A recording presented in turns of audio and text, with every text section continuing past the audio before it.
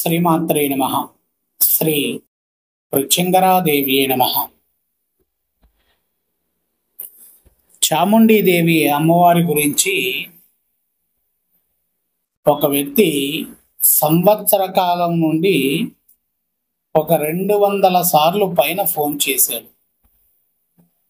అతను ఈ మధ్య కాలంలో ఒక్కసారి రమ్మనమని చెప్పాను. ఈ మధ్య కాలంలోనే వచ్చాడు. ఒక 6-7 రోజుల సమయం అవుతుంది.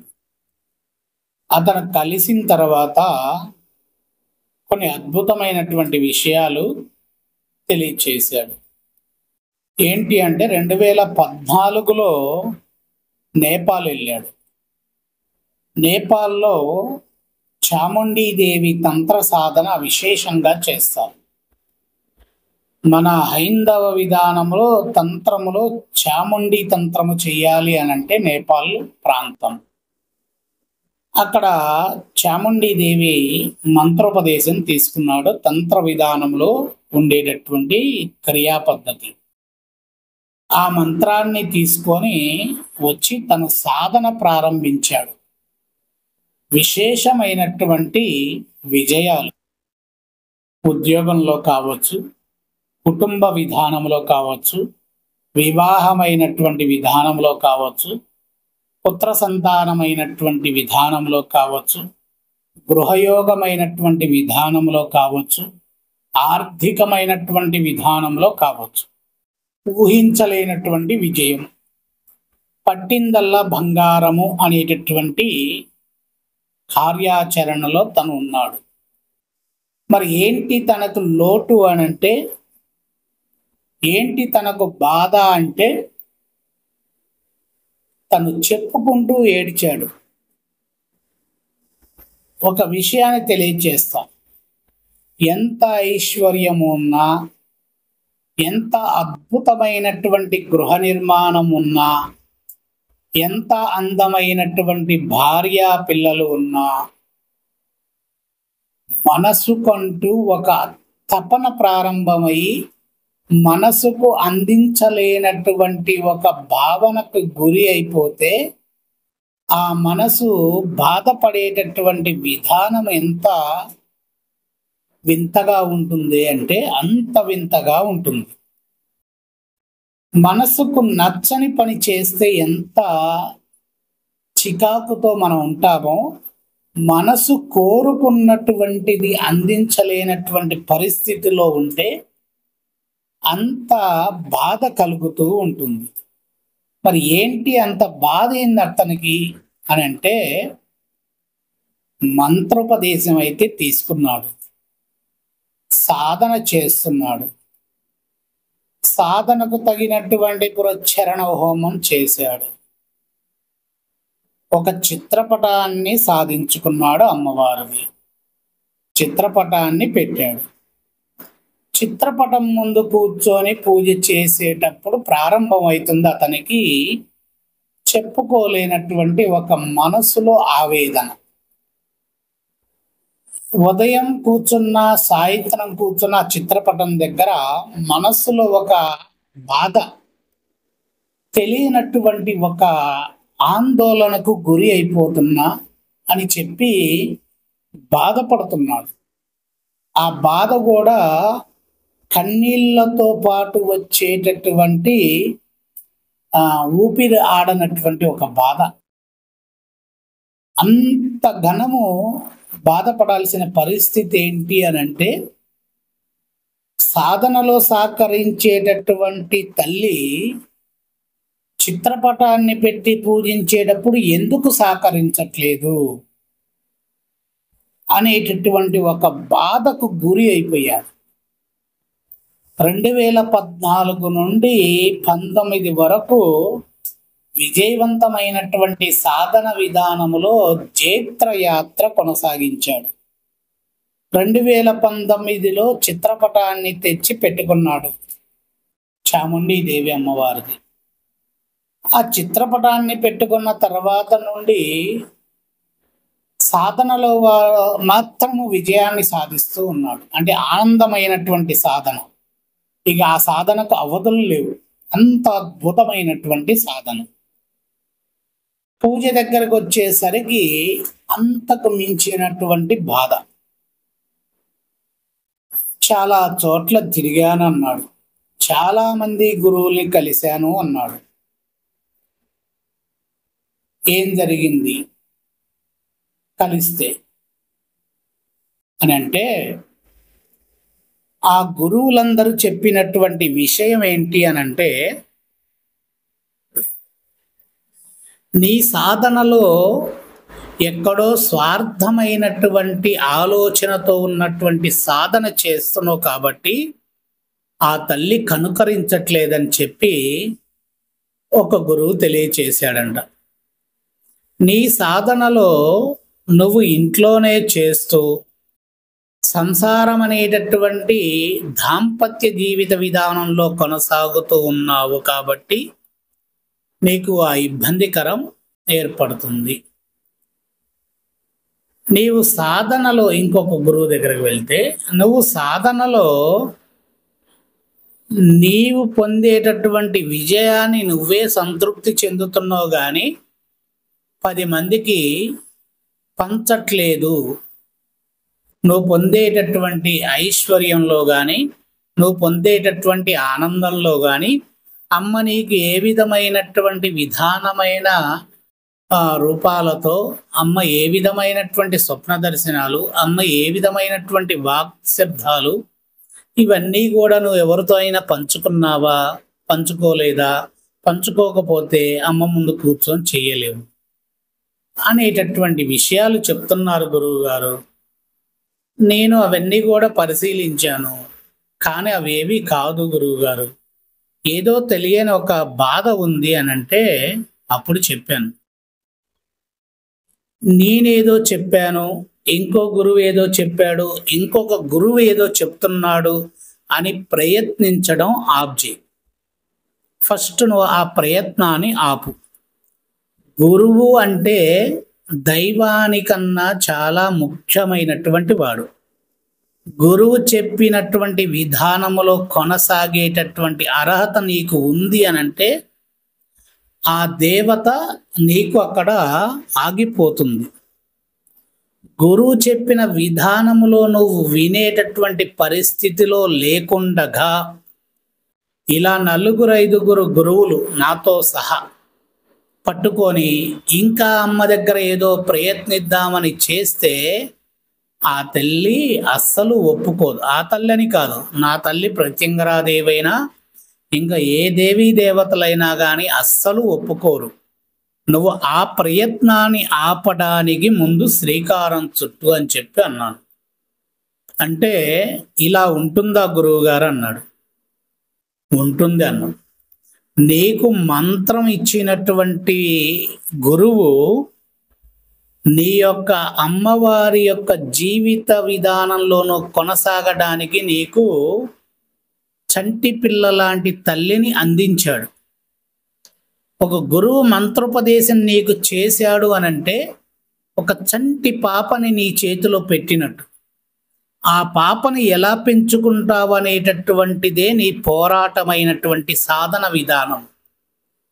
ఆ పాపకి ఏవేమి కావాలని నువ్వు సంతృప్తిగా అందించేటటువంటి నీ సొంత నిర్ణయాలతో ఆ తల్లిని ఇంకా అందంగా తీర్చిదిద్దేటటువంటి ఆనందకరమైనటువంటి రూపాన్ని తీసుకొచ్చేటటువంటి గుణము నీలో ఉండాలి.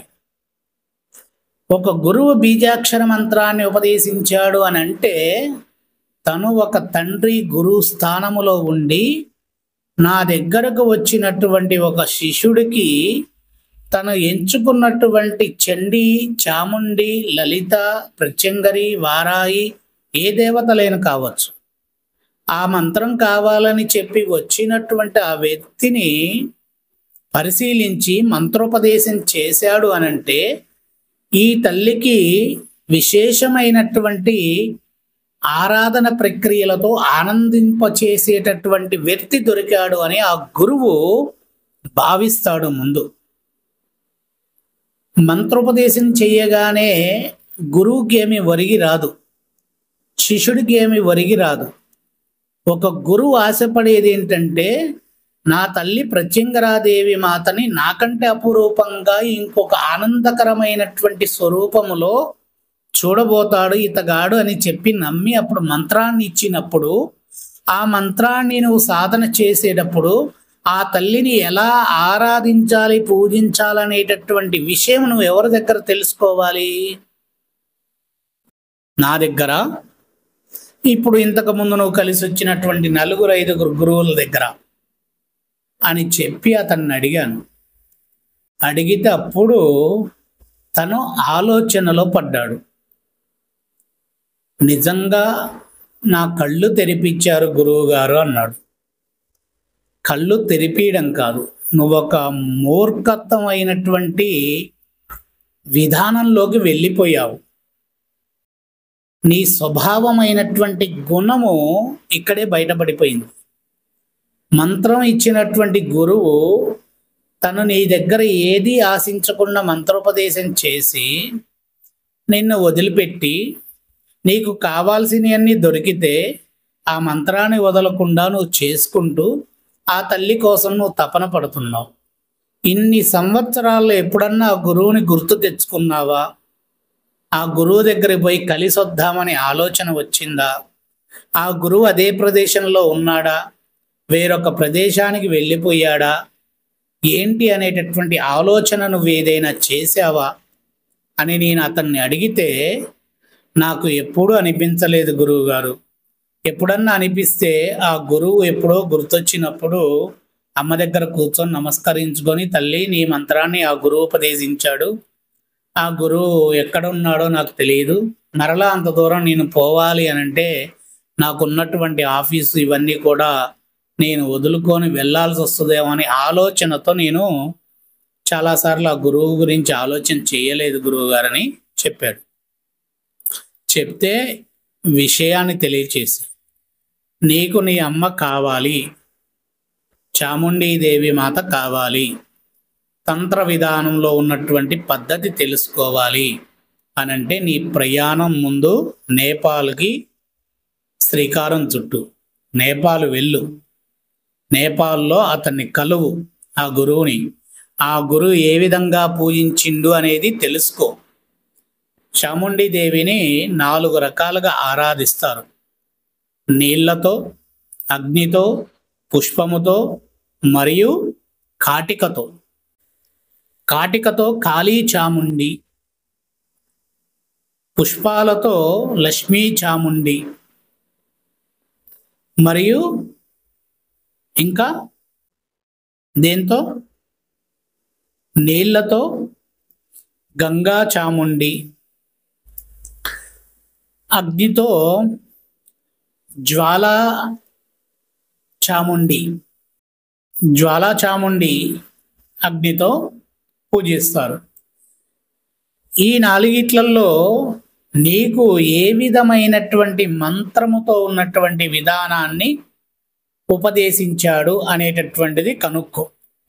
ఈ 4 విధానాల్లో ఆ మంత్రోపదేశంలో ఉన్నటువంటి వాళ్ళ యొక్క అక్షరాల మాలలో ఉన్నటువంటి లాక్ అనేటటువంటి ఒక సిస్టమ్ ఉంటుంది, లాక్ సిస్టమ్, అది తెలుసుకో.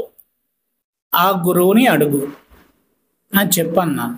అంటే అతను నా దగ్గరకు వచ్చినటువంటి అతను ఇంటికి కూడా వెళ్ళకుండా ఇటు నుంచి ఇటే ప్రయాణం కొనసాగించాడు.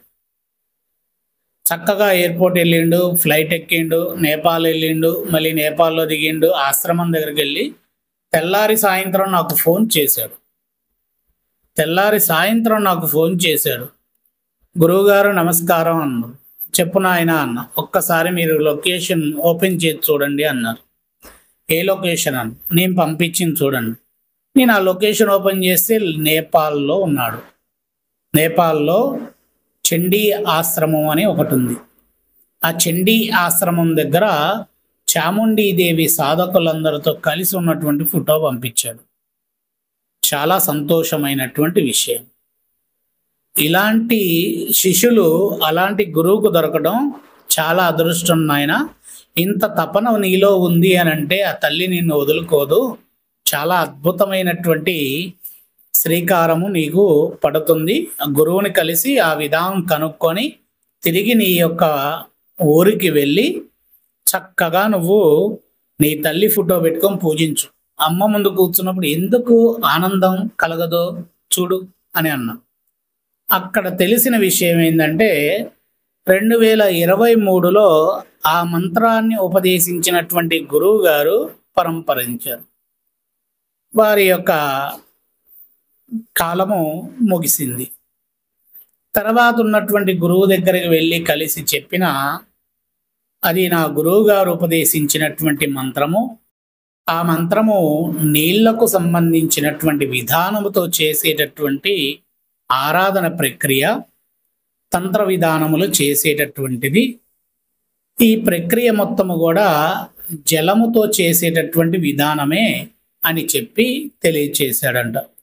అది ఎలా చేయాలో చెప్పండి గురువు గారు అని అంటే ఆ గురువుకి సమయం లేక ఇప్పటి వరకు నేను ఇంకా ఎవరికి మంత్రోపదేశములు ఇవ్వట్లేదు, ఇంకా ఎవరికి కూడా అమ్మ యొక్క ఆరాధన విధానాలు తెలియచేయట్లేదు. కాబట్టి నేను సమయం తీసుకుని మరలా నిన్ను పిలుస్తాను. పిలిచినప్పుడు మరలా తిరిగి నేపాల్ వచ్చి ఆ పూజా విధానానికి సంబంధించిన విషయాలన్నీ తెలియచేస్తానని చెప్పి అన్నాడంట.